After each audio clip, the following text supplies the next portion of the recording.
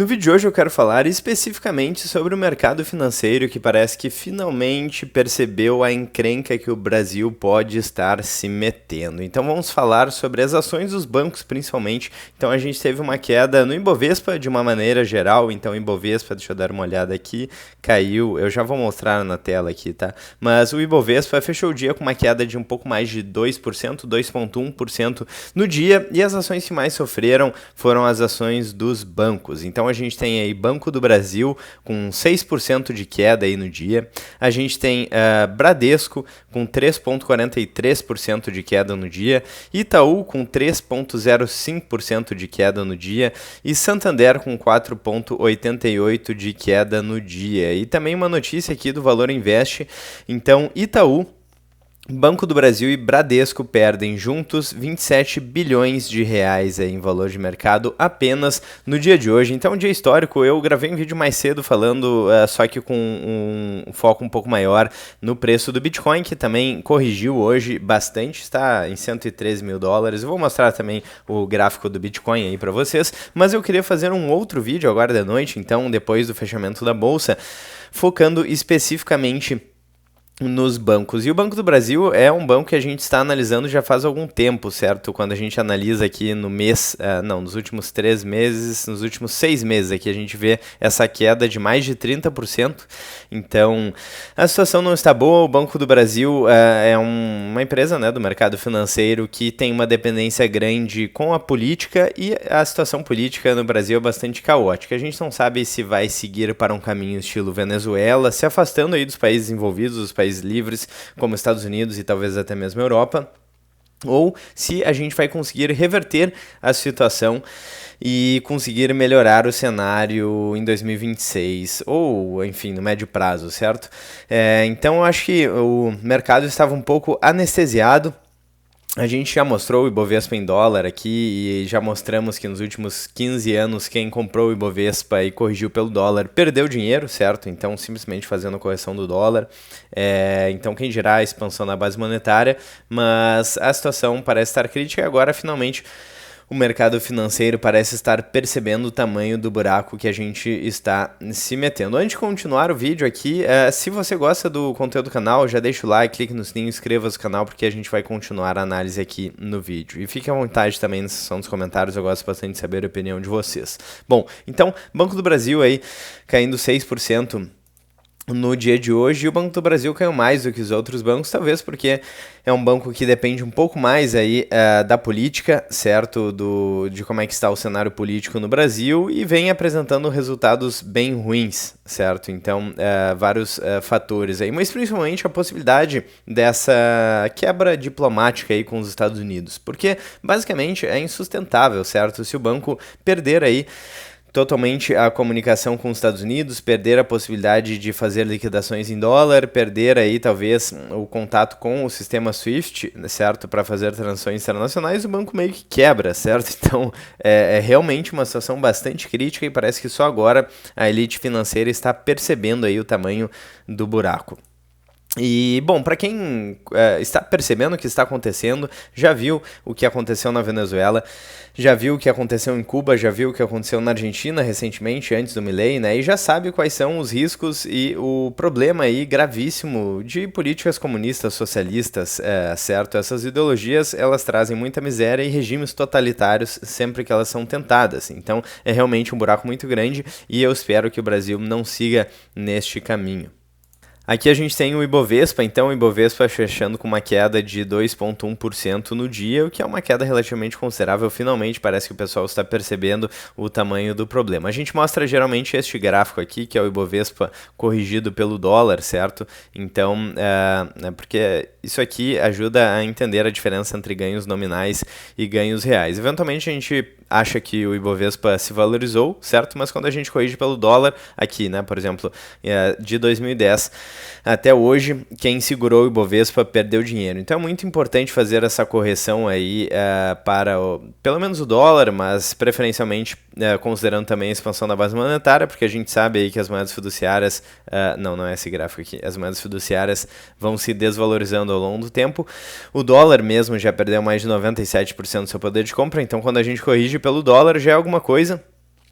para ver aí o problema do Brasil, mas não é o suficiente, certo? Porque o dólar também perde poder de compra. E o real, então, também perde poder de compra, só que um pouco mais rápido do que o dólar. E aqui algumas notícias, então, que a gente já trouxe em outros vídeos. Fuga de capital estrangeiro soma 32,4 bilhões em 2024, então a situação começava a piorar bastante já em 2024. E aqui uma notícia sobre a fuga de cérebros. Cresce a ida de brasileiros qualificados aos Estados Unidos. Aqui notícia recente aí de 2025. Então, de fato, quem pode, né, dada a situação crítica do Brasil, está tentando fugir para países mais livres, mais envolvidos, porque a verdade é que o povo, o trabalhador brasileiro, não aguenta mais impostos crescendo, não aguenta mais burocracia, não aguenta mais sustentar essa classe de políticos e burocratas que vivem em Brasília às nossas custas, aí é o custo do nosso trabalho. Então, os trabalhadores e as pessoas qualificadas que têm a possibilidade, muitas delas, infelizmente, estão fugindo para países mais livres, como, por exemplo, os Estados Unidos.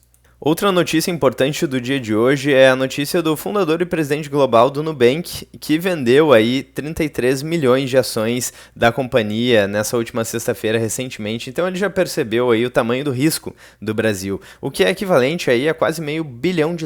Então é um dinheiro realmente absurdo, brutal, e certamente essas pessoas que têm aí muitos contatos, muito dinheiro, têm informações mais privilegiadas do que nós. Então, se eles estão vendendo as ações aí da própria empresa, tirando ações dos bancos, tirando dinheiro do Brasil, pode ser que eles tenham um bom motivo para fazer isso. Eu espero realmente que o Brasil melhore, que a situação melhore aqui no Brasil, mas realmente, no momento atual, a situação é bastante crítica, a gente não sabe exatamente o que vai acontecer. E no caminho praticamente oposto aqui do Brasil, a gente tem a Argentina, então, pós a eleição do Milei. Então, por exemplo, mais de 4 milhões de argentinos deixam situação de pobreza, certo? Notícia de março de 2025, isso na administração Milei. Também a Argentina deve crescer mais que o dobro do Brasil em 2025, segundo o FMI. Também aqui a nota de crédito da Argentina foi elevada e altera a perspectiva para estável. Então, a Argentina estava passando por um período bastante instável de insegurança política e econômica. O Milei está revertendo essa tendência. Aqui temos mais uma notícia que fala sobre o corte permanente de impostos sobre exportações agrícolas, e esse é o caminho aí da prosperidade, é reduzir o tamanho do Estado, reduzir impostos, reduzir a interferência aí de políticos e burocratas na nossa vida. E aqui a última notícia, Milei negocia entrada de Argentina em programa de isenção de vistos nos Estados Unidos. Então, o que o Milei está fazendo na Argentina, pelo menos até agora, parece fazer muito sentido, que é reduzir o tamanho do Estado, reduzir burocracia, reduzir impostos e fazer alianças com os países envolvidos, como os Estados Unidos e outros países aí da Europa, por exemplo, facilitar aí o comércio, facilitar a ida e vinda de pessoas.